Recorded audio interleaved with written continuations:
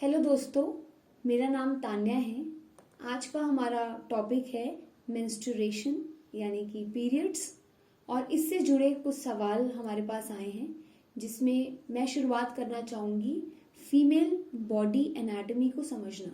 बहुत ही सिंपल शब्दों में अगर मैं बोलूँ कि एक महिला का शरीर अंदर से दिखता कैसे है, तो हमें ये सबसे पहले ये समझना ज़रूरी होता है कि पीरियड्स यानी महीना आता कहाँ से है। तो इसको समझने के लिए हमें विमेन यानी कि फीमेल बॉडी के जो जेनाइटल एरिया है उसको थोड़ा सा समझना पड़ेगा। उसके लिए बहुत ही सिंपल एक बात है कि फीमेल जेनाइटल एरिया में 3 होल्स होते हैं, यानी कि 3 छेद होते हैं, जिसमें जो अक्सर मैं बताती हूँ तो लोग बहुत कंफ्यूज भी हो जाते हैं कि ऐसा कैसे हुआ, पर ये हमारा this is how our body is, ऐसा ही हमारा शरीर है। इसमें जो सबसे ऊपर का होल होता है वो यूरेथ्रा, यानी कि जिससे हम टॉयलेट जाते हैं, पिस करते हैं, और जो मिडिल का होता है वो हमारे वजाइनल एंट्री होती है, जिसके थ्रू ही पीरियड्स होते हैं, जिसके थ्रू ही बच्चे का जन्म भी, चाइल्ड बर्थ भी वहीं से होता है। और जो लास्ट का होता है वो एनस होता है और वो डेफिकेशन में मदद करता है। तो ये अब आप लोग समझ गए हैं। तो अब मैं आप लोगों को बताऊंगी कि जो हमारा फीमेल रिप्रोडक्टिव ऑर्गन होता है वो अंदर से दिखता कैसे है। तो इसके लिए एक मॉडल है, ये ऐसा ही हमारा फीमेल रिप्रोडक्टिव ऑर्गन दिखता है। जिस वजाइनल होल की मैं बात कर रही हूँ वो ये है, यहीं से ही पीरियड्स बाहर आते हैं, ये ब्लड बाहर आता है और यहीं से ही चाइल्ड बर्थ भी होता है।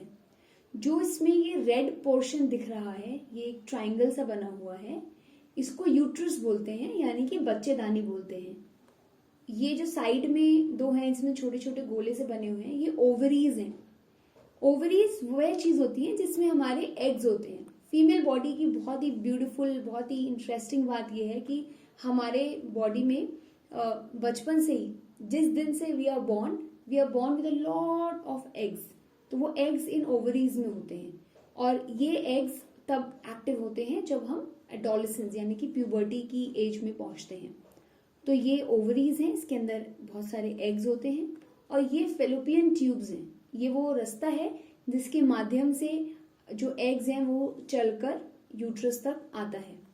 तो बहुत ही सिंपल लैंग्वेज में, बहुत ही सिंपल तरीके से मैं आपको बता रही हूँ कि हमारी बॉडी किस तरीके से दिखती है अंदर से। अब सवाल उठता है कि ये मेंस्ट्रुएशन है क्या चीज और ये क्यों होता है। तो फीमेल बॉडी इस तरीके से बनी हुई है कि हमारे पास we have the power, we have the strength to give birth to a child, and we have all the power in our reproductive organ to do this. तो ये कैसे होता है, जो बच्चा है, जो फीटस है, वो यहाँ पे यूट्रस के अंदर, यूट्रस को बच्चेदानी भी बोलते हैं, इसीलिए ही बच्चेदानी बोलते हैं, इसके अंदर वो फॉर्म होता है और इसी के ही माध्यम से नीचे बच्चा 9 मंथ्स के बाहर आ जाता है। तो हम पहले समझते हैं कि मेंस्ट्रुएशन क्या चीज होती है।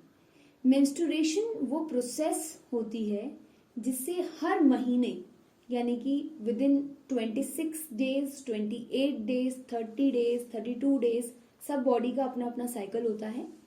हम फॉर एग्जाम्पल अभी हम लेकर चलते हैं कि किसी की 28 डेज की साइकिल है, तो हर 28 डेज में आपकी बॉडी 28 दिन के लिए यूट्रस जो है अपने आप को प्रिपेयर करता है कि अगर चाइल्ड बर्थ होगा इस महीने तो मुझे 9 महीने तक उस छोटे से, जो छोटा सा बिल्कुल एग होगा, उसको मुझे बचा कर रखना है और उसको 9 मंथ्स तक एक बच्चे में एक ह्यूमन स्ट्रक्चर उसको देना है।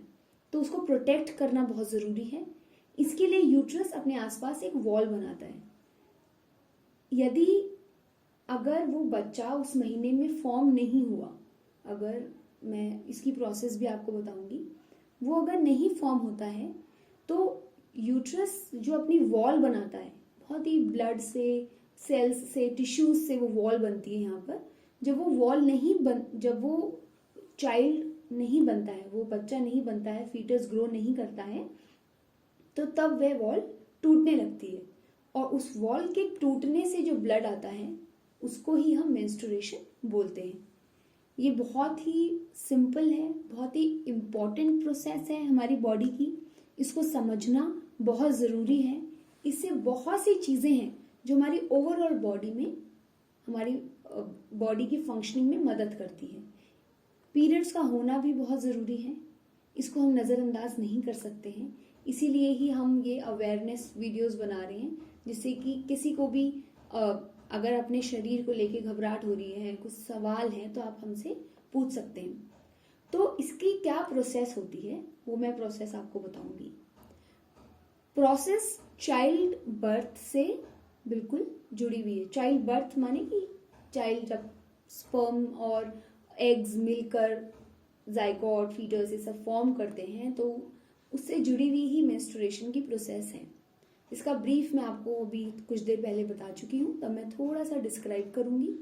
इसमें क्या होता है कि जब एक मेल बॉडी और फीमेल बॉडी मिलते हैं तो उनके बीच में जो फ्लूइड्स एक्सचेंज होता है, तो मेल बॉडी का जो फ्लूइड है जिसको हम स्पर्म बोलते हैं, वो इस रास्ते के माध्यम से जब ऊपर आता है, सो वो आता इसलिए है कि वो एग के साथ मिलकर एक चाइल्ड, एक बच्चा, एक फीटस डेवलप कर सके और जिससे कि चाइल्ड बर्थ हो जाए।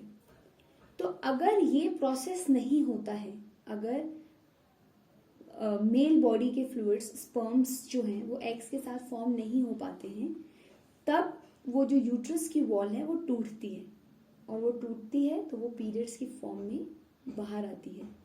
हमें अपनी बॉडी को समझना, हम अक्सर बोलते हैं कि जब पीरियड्स होता है तो कोई बोलेगा मेरे पेट में दर्द हो रहा है, मेरे कमर में दर्द हो रहा है, तो वो पेट में दर्द नहीं होता है, वो हमें हमारे लोअर एब्डोमेन हिस्से में दर्द होता है, क्रैम्प्स पड़ते हैं, क्योंकि जो यूट्रस है वो एक्सपैंड और कॉन्ट्रैक्ट कर रहा होता है।